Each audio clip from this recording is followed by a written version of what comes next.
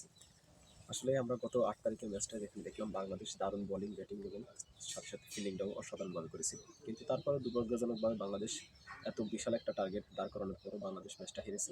তো যাই হোক, আনএক্সপেক্টেডলি এবং আনফর্চুনেটলি বাংলাদেশ গত ম্যাচটা হেরেছে। আশা করি বাংলাদেশ এই ম্যাচটা জিতে ১০ তারিখের ম্যাচটা জিতে সিরিজে কামব্যাক করবে এবং ভালোভাবেই ওয়েস্ট ইন্ডিজের সাথে ডমিনেট করে খেলতে সক্ষম হবে। তো যাই হোক, আমাদের আসলে আজকের টপিকটা হচ্ছে বাংলাদেশ যে BCB, Bangladesh cricket board BCB আসলে ৩ ফরম্যাটে ৩ জন ক্যাপ্টেন চাচ্ছে।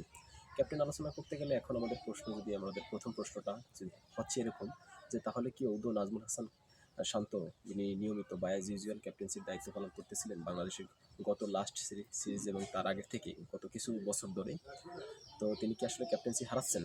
আসলে বিষয়টা এরকমই। আসলে তিনি ক্যাপ্টেন্সি হারাচ্ছেন না। আসলে তাকে অনেকবার বলা হয়েছে, বাংলাদেশ ক্রিকেট বোর্ডের সম্মানিত সভাপতি জনাব ফারুক আহমেদ তিনি অনেকবার রিকোয়েস্ট করছেন নাজমুল হাসান শান্তকে। তারপরে নাজমুল হাসান শান্ত মোটামুটি এখন রাজি, চ্যাম্পিয়ন ট্রফি পর্যন্ত তিনি আসলে ওডিআই ম্যাচের ক্যাপ্টেন্সির দায়িত্ব পালন করবেন। তাহলে এই ক্ষেত্রে নাজমুল হাসান শান্ত আসলে উনি ভালোই খেলে যাচ্ছিল গত ম্যাচ থেকে শুরু করে এবং আগের সিরিজগুলোতে অনেক ভালো খেলেছিল। তো তারই ফলশ্রুতিতে তিনি এখন চ্যাম্পিয়ন ট্রফি পর্যন্ত ক্যাপ্টেন্সিটা লিড করতে চান। তো এই পর্যন্ত কিন্তু ফারুক আহমেদের সাথে নাজমুল হাসান শান্তের এই কথাটাই হয়েছিল।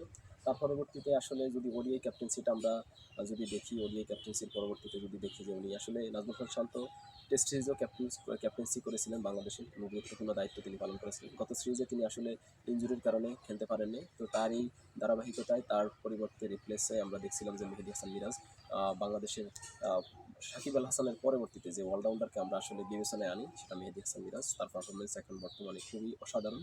গত টেস্ট ম্যাচে তার এই অসাধারণ পারফরমেন্সের কারণে, তার এই অসাধারণ বুদ্ধিদীপ্ত কৌশলের কারণে বাংলাদেশ কিন্তু সিরিজটা সুন্দরভাবে জিতে নেয় ওয়েস্ট ইন্ডিজের বিপক্ষে।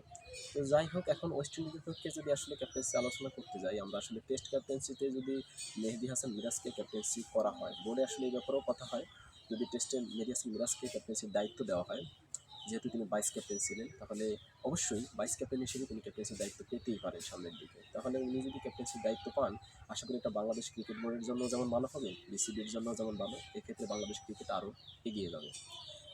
কারণ মেহেদী হাসান মিরাজ এমন একজন প্লেয়ার যিনি একদম শুরু থেকেই যখন জাতীয় দলে আসেন এখন অবধি পর্যন্ত অসাধারণ খেলে যাচ্ছেন। হয়তোবা বাজে টাইম তারও ছিল, এখনও বাজে টাইম থাকে, আবার তিনি উতরান, আবারও কামব্যাক করেন, আবারও ফিরে আসেন। আসলে চড়াই উতরাইয়ের পরেই তো একটা প্লেয়ার এতদিন পর্যন্ত আসলে জাতীয় দলকে সাপোর্ট করে যাচ্ছেন। এরপরে আমরা যদি বলি আসলে টি-20 ক্যাপ্টেন্সির কথা, টি-20 ক্যাপ্টেন্সিতে আসলে তো ভাইস ক্যাপ্টেন হিসেবে দায়িত্ব পালন করেন তাসকিন আহমেদ। যদিও সাইফ হাসানের কথা গত বোর্ডে আলোচনা করা হয়েছিল, গত বোর্ড মিটিংয়ে। সাইফ হাসানের কথাটা হলো কি, আসলে সাইফ হাসান নতুন প্লেয়ার, ওনার লিডারশিপটা আসলে মেনে নেওয়াটা সব প্লেয়ার মানবে কি না এটাই অগ্র প্রশ্ন থেকে যায়। কারণ উনি নতুন প্লেয়ার, নতুন মুখ জাতীয় দলের জন্য, টিনেজার হিসাবে আশা করি অন্যদের বয়সের তুলনায় এটা আমরা বলতে পারি। তারপরে ওনার এই নতুন প্লেয়ারের কথাটা, লিডারশিপটা মেনে নেবে কিনা, সিনিয়র প্লেয়াররা অনেকেই থাকবে, তো এরা খেলবে কিনা বা এরা তার নেতৃত্ব মেনে নিয়ে ওই সময় ওই যে সময় যেটা ব্যাপারটা যদি আমরা আলোচনা করি, সাইফ হাসান আসলে নতুন প্লেয়ার, ওনার ক্যাপ্টেন্সিটা মেনে নেওয়া সিনিয়র প্লেয়ারদের জন্য খুবই টাফ, ওনার লিডারশিপটা মেনে নেবে কিনা এটাই প্রশ্ন থেকে যায়। তো এই জন্য তাসকিন আহমেদ, যেহেতু প্রত্যেকটা জিনিসে আমরা যদি আলোচনা করি, একটা ডেপুটি ক্যাপ্টেন দেওয়া হয় কেন, আসলে যদি ডেপুটি ক্যাপ্টেন বা ভাইস ক্যাপ্টেনের রোল হচ্ছে ওইটা, যখন অ্যাজ ইউজুয়াল যে ক্যাপ্টেন্সির যিনি দায়িত্ব পালন করবেন তিনি যখন খেলবেন না, বা তিনি যখন ইনজুরি বা ওনার কোনো আঘাত বা উইন্ডেডের কারণে তিনি যখন খেলতে পারবেন না নিয়মিত অধিনায়ক হিসেবে, তখন তার রিপ্লেসে যে এই ভাইস ক্যাপ্টেন এই রোলটা প্লে করবে, ক্যাপ্টেনের রোলটা প্লে করবে। ঠিক এরকমই যদি যেমন আমরা যদি চিন্তা করি, জাতীয় সংসদে স্পিকারও আছেন, ডেপুটি স্পিকারও আছেন। তাহলে স্পিকার যদি নিয়মিত অসুস্থ বা অসুস্থতাজনিত কারণ বা তার কোনো পার্সোনাল ইস্যুর কারণে তিনি যদি খেলতে না পারেন, তাহলে ডেপুটি স্পিকার এসে দায়িত্ব পালন করবে, সংসদ পরিচালনা করবেন। ঠিক একটা দেশে যদি প্রাইম মিনিস্টার এবং সাথে সাথে যদি ডেপুটি প্রাইম মিনিস্টারও থাকেন, তাহলে প্রাইম মিনিস্টার কোনো জায়গায় বিদেশে সফর গেলে বা ওনার কোনো শারীরিক অসুস্থতার কারণে অবশ্যই ডেপুটি প্রাইম মিনিস্টার তার দায়িত্বটা পালন করবেন।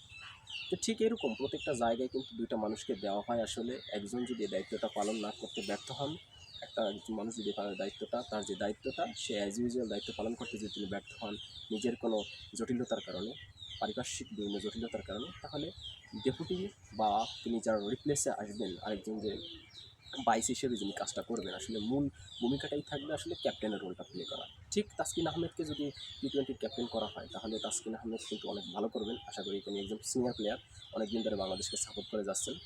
তাহলে এটার জন্য বাংলাদেশের জন্য যেমন ভালো হবে, বাংলাদেশ ক্রিকেট বোর্ডের জন্য কিন্তু ভালো, এবং আগামীতে বাংলাদেশ ক্রিকেট বোর্ড এবং বাংলাদেশ ক্রিকেট বোর্ড তথা ক্রিকেট আগামী দিনে আরও সুন্দর একটা আগামী ক্রিকেট বিশ্ব নির্মাণ করতে পারবে এবং সেখানে বাংলাদেশ ক্রিকেট অসাধারণ ভূমিকা পালন করতে পারবে বলে আমি বিশ্বাস করি। তো যাই হোক, এখন কিন্তু আসলে ক্যাপ্টেন আলোচনায় মোটামুটি আমরা 4 জনের কথা বলেছিলাম অলরেডি। ক্যাপ্টেন নাজমুল হাসান শান্ত, সাইফ হাসান, তাসকিন আহমেদ এবং হচ্ছে আমাদের মেহেদী হাসান মিরাজের কথা। তাহলে এই 4জন ক্যাপ্টেন, কিন্তু ডিপার্টমেন্ট তো আমাদের 3টা। এই